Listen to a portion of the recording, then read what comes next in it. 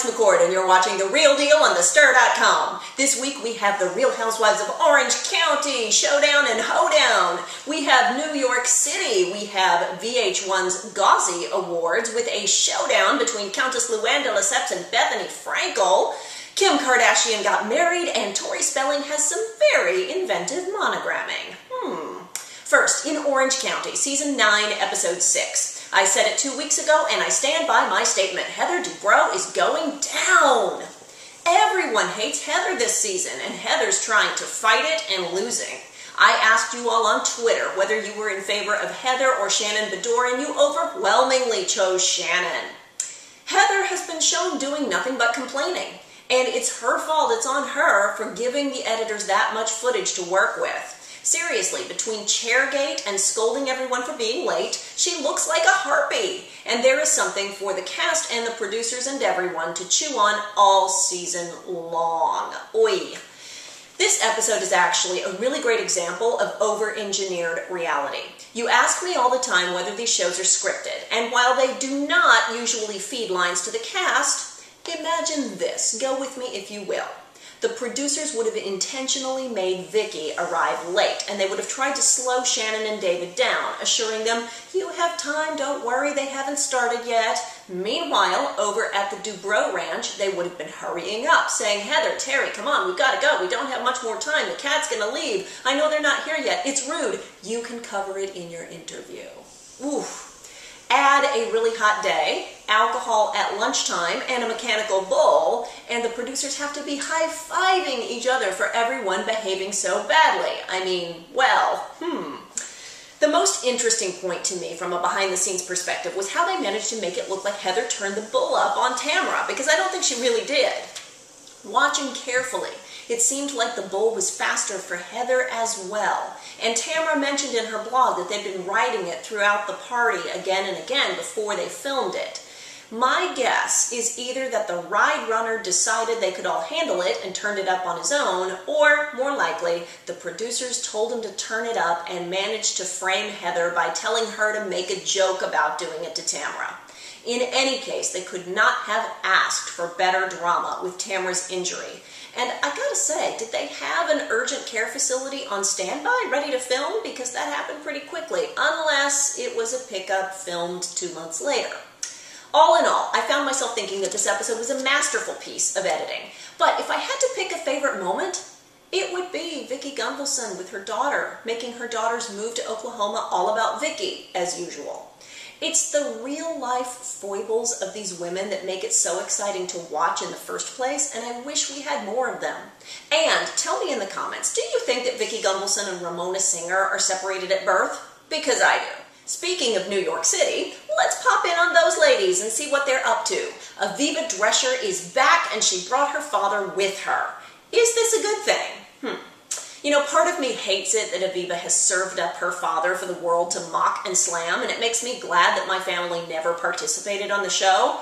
But George is a willing victim, and I'm going to go out on a limb here and say that his proposal to his girlfriend was sweet, even though it was unromantic, even though it was couched in him discussing getting his scrotum waxed.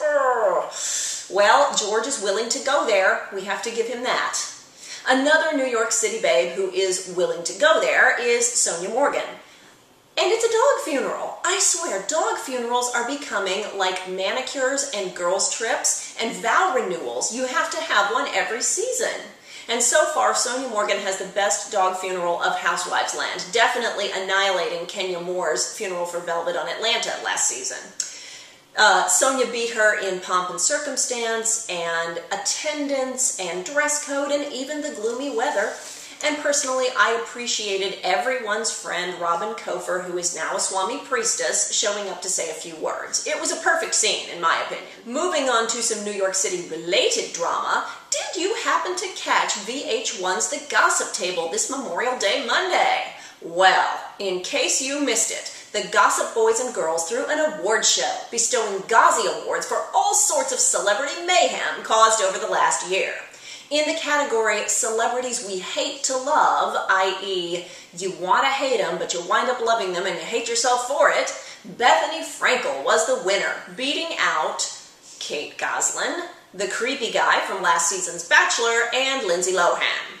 Bethany did not show up to accept her award, despite everyone from the show and the network texting her nonstop, and so they brought in Countess Luann de Lesseps. I have to say, Luann's gloves were off. And this is when Luann's at her most entertaining. I wish she would do that on Housewives. Perhaps Bethany called her a dumb drag queen once too often. But anyway, Luann nailed Bethany to the wall, saying, "Any award is a good award. People know who she is, and that is all she ever wanted. Drinks for everyone!" Well, knowing the backstory between these two, I had to laugh. Bringing in Luann was appropriate, as Bethany still cannot let the Housewives go as much as she says she wants to. Even on one of the last episodes of her talk show, she spent it slamming my husband Simon. Well, maybe it's because she no longer has a husband of her own to trash. Wink. Well, VH1 gave Bethany the opportunity to defuse the bomb herself, but she chose not to. Luann threw a Molotov cocktail on top of the fire, a skinny one, of course. Next up, the finale of True Tori aired this week on Lifetime. Whether Tori Spelling and Dean McDermott will stay together is of course up in the air, but clearly she has had her revenge upon him for cheating, as she has dragged their dirty laundry onto television and publicly shamed him in front of the world. I hope she feels that the playing field has been leveled, and whether that will make him stay with her, who knows, but regardless of that fact, he has had her name tattooed on his private parts, as we learned this week, which should make any other woman wary.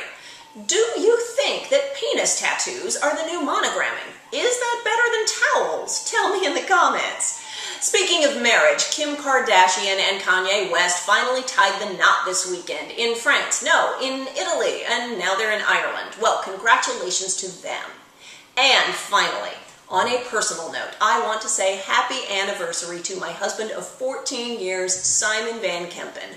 Through the good, the bad, and the Housewives, we have had each other's back, and I can't wait for the next adventure. Let me know what you thought in the comments. For now, I am Alex McCord. You are watching The Real Deal on TheStir.com. See you next time.